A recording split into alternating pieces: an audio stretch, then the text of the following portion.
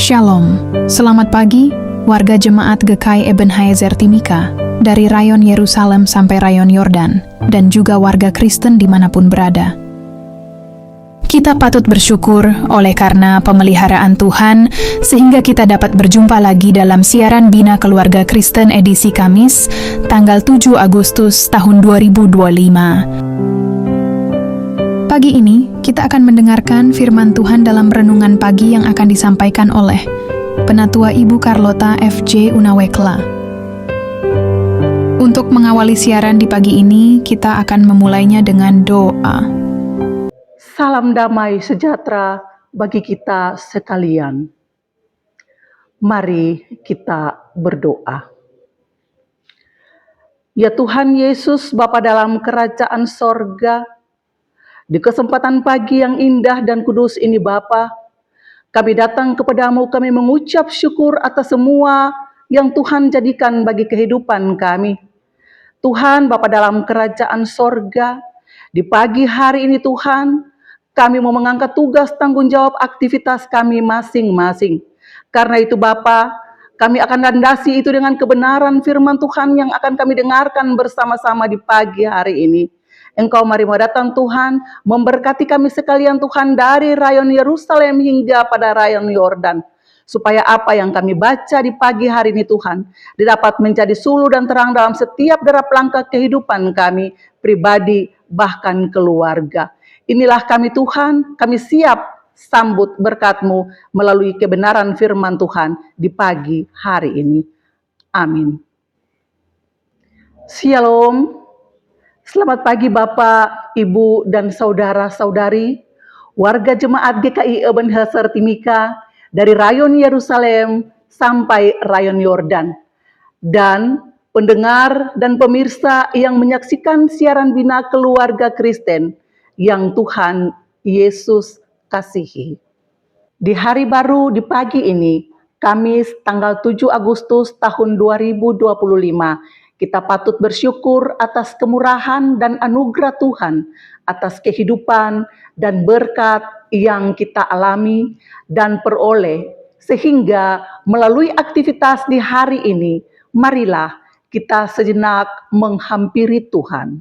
Dengan membaca dan merenungkan firman Tuhan dalam Alkitab Perjanjian Lama di Imamat pasal 7 ayat 16. Jikalau korban sembelihan yang dipersembahkan itu merupakan korban nazar atau korban sukarela, haruslah itu dimakan pada hari mempersembahkannya. Dan yang selebihnya boleh juga dimakan pada keesokan harinya. Demikian firman Tuhan, dan hendaklah perkataan Kristus diam dalam segala kekayaannya di antara kamu. Bapak, Ibu, dan saudara-saudari yang terkasih, saya berikan tema renungan di pagi ini adalah persembahan yang tulus dan tepat waktu. Warga Jemaat GKI Ebenezer Timika dan pendengar yang menyaksikan siaran BKK Jemaat GKI Ebenezer Timika yang berbahagia dan dikasihi Yesus.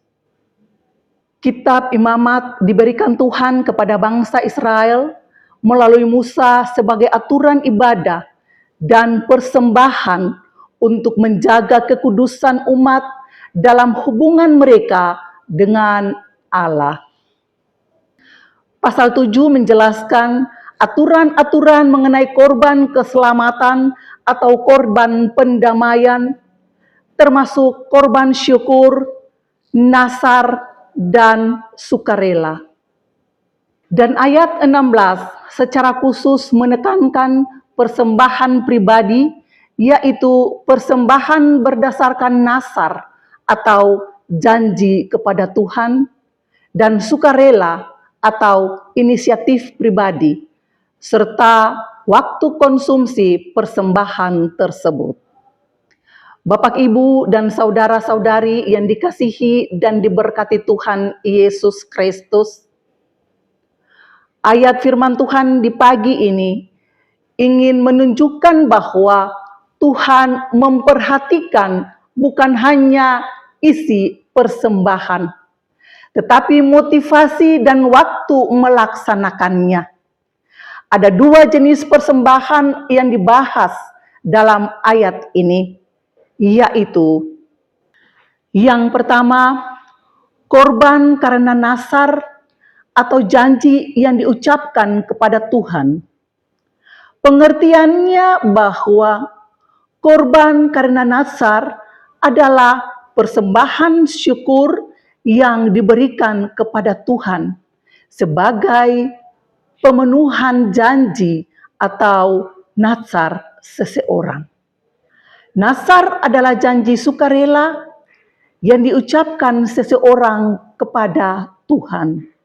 Misalnya, jika Tuhan menolong saya melewati kesulitan ini, saya akan mempersembahkan korban kepadanya. Jadi, korban ini tidak diwajibkan, tetapi diberikan sebagai wujud kesungguhan dan syukur atas janji pribadi kepada Tuhan. Dan yang kedua, korban sukarela adalah wujud syukur spontan atas kebaikan Tuhan. Pengertian korban sukarela adalah salah satu jenis korban keselamatan yang dipersembahkan bukan karena kewajiban atau nazar, tetapi sebagai bentuk penghormatan, ucapan syukur, dan sukacita atas berkat Tuhan, seperti jawaban doa, perlindungan Tuhan, pemeliharaan Tuhan yang dialami. Bapak, Ibu, dan saudara-saudari yang berbahagia dan dikasihi Tuhan Yesus Kristus, Tuhan menetapkan bahwa bagian dari persembahan itu harus dimakan dalam waktu maksimal 2 hari, tidak lebih. Hal ini melambangkan bahwa persembahan kepada Tuhan harus dilakukan dengan tanggung jawab dan dalam waktu yang Tuhan tetapkan. Sehingga pesannya jelas, ketaatan dalam mempersembahkan sesuatu kepada Tuhan tidak boleh ditunda atau dilakukan sembarangan.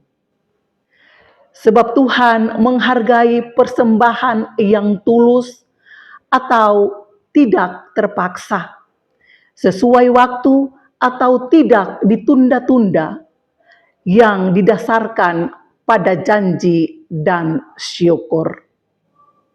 Bapak, Ibu, dan saudara-saudari yang berbahagia dan dikasihi Tuhan Yesus Kristus.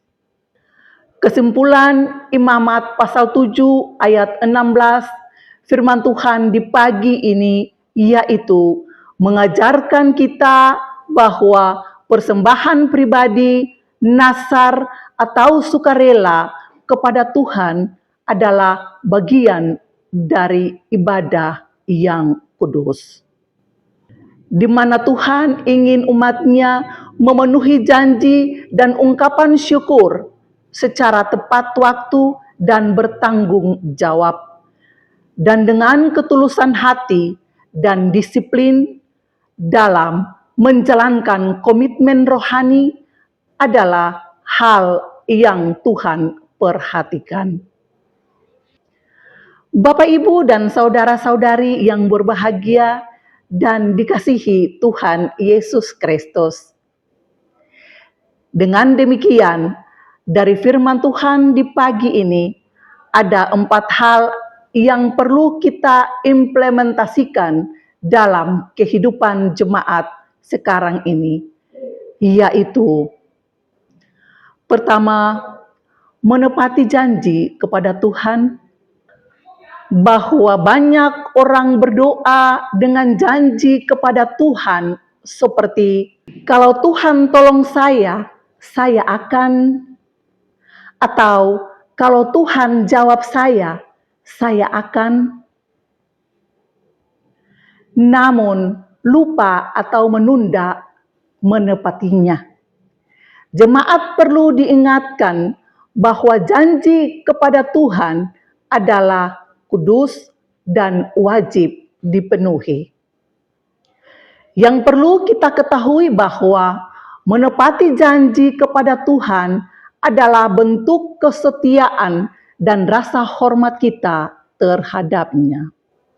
Contoh penerapannya dalam kehidupan sehari-hari adalah ketika seseorang bernasar untuk melayani Tuhan lebih sungguh, dan jika doanya dikabulkan, dia selalu benar-benar melaksanakan nasarnya dengan setia setelah Tuhan menjawab doanya.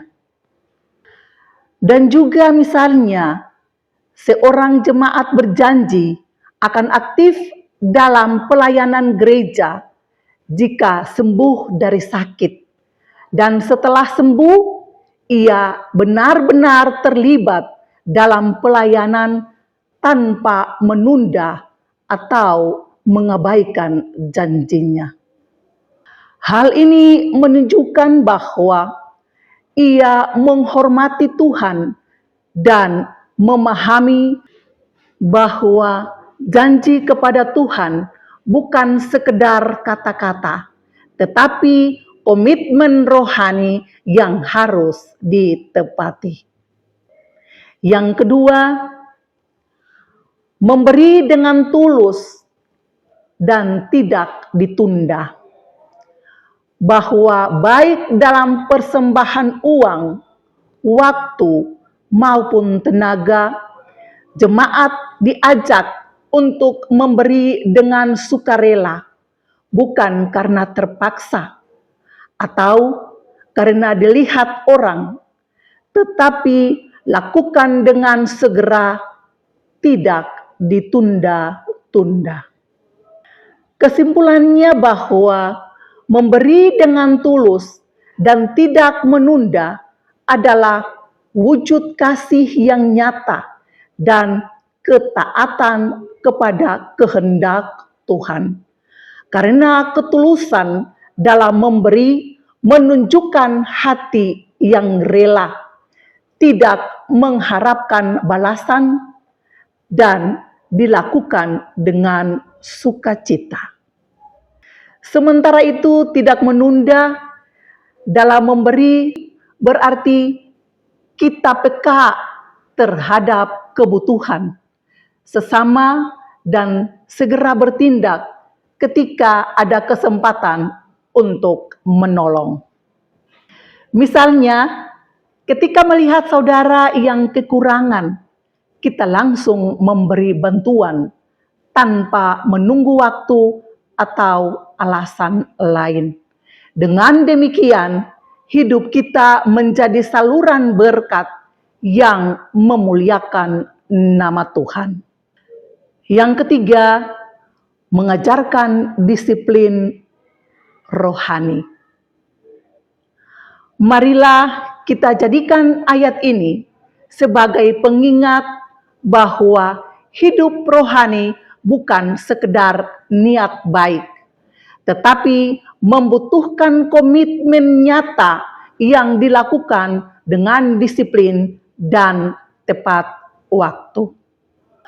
Bahwa mengajarkan disiplin rohani berarti membimbing seseorang untuk hidup teratur dalam hal-hal yang mendekatkan diri kepada Allah, seperti berdoa, membaca firman Tuhan, beribadah. Contoh penerapannya adalah dengan memberi teladan hidup yang konsisten dalam doa seharian, melibatkan anak-anak atau anggota jemaat dalam renungan keluarga, serta membuat jadwal rohani bersama agar mereka terbiasa menjalani kehidupan yang berpusat pada Tuhan. Dengan cara ini, kita bukan hanya mengajarkan dengan kata-kata, tetapi juga melalui tindakan nyata yang membentuk karakter rohani yang kuat. Dan yang keempat, membangun sikap syukur yang aktif. Ajarilah jemaat bahwa bersyukur bukan hanya kata-kata, tetapi perbuatan nyata seperti mempersembahkan sesuatu kepada Tuhan, membantu sesama, atau melayani dalam gereja. Bahwa membangun sikap syukur yang aktif berarti tidak hanya mengucapkan terima kasih kepada Tuhan, tetapi juga mewujudkannya dalam tindakan nyata. Contoh penerapannya adalah dengan rajin melayani Tuhan di gereja dan membantu sesama yang membutuhkan, serta selalu mengucap syukur dalam setiap keadaan, baik suka maupun duka. Dengan demikian, hidup kita menjadi kesaksian nyata dari hati yang penuh syukur kepada Tuhan. Kiranya renungan di pagi ini menjadi pelita yang menerangi langkah hidup kita sepanjang hari ini. Tuhan Yesus memberkati firman-Nya. Amin. Mari kita berdoa. Terima kasih Tuhan Yesus, terima kasih Bapa di sorga. Perenungan yang telah hamba sampaikan di pagi hari ini, hamba mohon Engkau mari mau datang, tanamkan dalam lubuk hati kami masing-masing, supaya kami selalu dengan setia menjalankan tugas tanggung jawab aktivitas kami masing-masing dengan penuh rasa takut dan dibekali oleh firman Tuhan yang telah disampaikan di pagi hari ini. Bapa dalam kerajaan sorga, ajarilah kami selalu Tuhan untuk kami saling menopang antara satu dengan yang lain. Kami selalu mengasihi sesama kami Tuhan. Kami selalu berbagi kepada sesama kami. Inilah yang diajarkan dari Engkau melalui firman-Mu di pagi hari ini. Karena itu Tuhan Bapa dalam kerajaan sorga, kuasai kami dengan firman-Mu Tuhan, supaya apa yang telah Engkau ajarkan kepada kami melalui firman-Mu di pagi hari ini, kami dapat menjalankannya dengan penuh sukacita dan takut akan Engkau. Ya Tuhan Yesus Bapa dalam kerajaan sorga, di pagi hari ini Tuhan, hamba akan menyerahkan jemaat GKI Ebenezer ke dalam tangan-Mu, dari rayon Yerusalem hingga pada rayon Yordan. Kami akan mengangkat tugas tanggung jawab aktivitas kami masing-masing di hari ini. Engkau jaga lindungi kami pribadi bahkan keluarga. Tuhan Yesus Bapa dalam kerajaan sorga, sebelum kami mengangkat tugas tanggung jawab kami di pagi hari ini, sekali lagi Tuhan, hamba mohon penyertaan kuasa kasih Allah selalu menjaga, melindungi, melengkapi kami Tuhan, supaya apa yang kami kerjakan, baik di rumah, baik di mana saja kami berada tempat kerja kami sekalipun Tuhan, Engkau memberkati. Inilah doa ucapan syukur kami yang kami naikkan kepadamu Tuhan di pagi hari ini. Dalam nama Yesus Kristus Tuhan dan Juru Selamat kami yang hidup dan berkuasa, hamba berdoa, menyerahkan akan seluruh kehidupan kami, menyerahkan seluruh kehidupan jemaat kami, dari rayon Yerusalem sampai rayon Yordan ke dalam tangan-Mu. Terima kasih Tuhan Yesus, terima kasih Bapa di sorga. Amin. Demikianlah renungan firman Tuhan yang telah kita dengar di pagi ini. Kiranya Tuhan Yesus Kristus akan menyempurnakan firman-Nya bagi kita dan memberikan kita kekuatan dan menyertai kita dalam aktivitas dan kerja kita di hari ini. Tuhan Yesus memberkati. Shalom.